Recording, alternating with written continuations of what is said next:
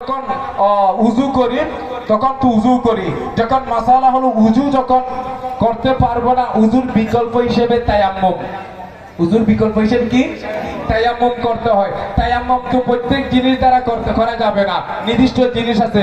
পাক মাটি লাগবে, যদি পাক মাটি না থাকে বালি লাগবে, বালি যদি না থাকে তাহলে পাথর, ঠিক না? এখন পাথর যদি হিসাব করা হয়, যারা মৃত্তিকা বিজ্ঞানী রয়েছেন, যারা এই বিজ্ঞানের, এদের কাছে জিজ্ঞাসা করুন পাথর তো আছে কত প্রকারের পাথর।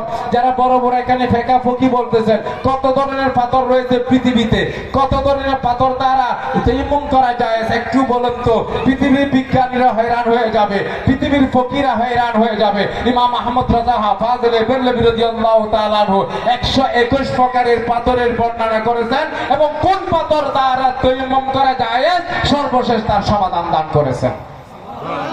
এটাই হলো শেষ, যে আমাদের ফেকার ছাড়া কোনো উপায় নাই, অবশ্যই ফেকা লাগবে, আর ফেকার জন্য ইমাম লাগবে। সেই ইমামের নাম হলো ইমামে আজম আবু হানিফা।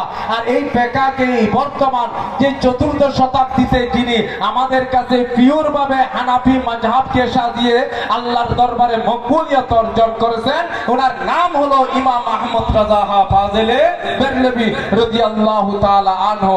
যাকে নিয়ে শুধু আমরা সুন্নিরা গর্ব করি না, এমনি বিরোধিতা করলো জায়গায় জায়গায় যারা ইমাম আহমদ রাজার গুর বিরোধী, তারাও গর্ব করে বলে থাকে যে ইমাম আহমদ রাজা একজন ব্যক্তি নয়, উনি ইসলামের বিশাল এক সম্পত্তি, যা আল্লাহ অশেষ নিয়ামত দান করে আমাদেরকে দান করেছেন।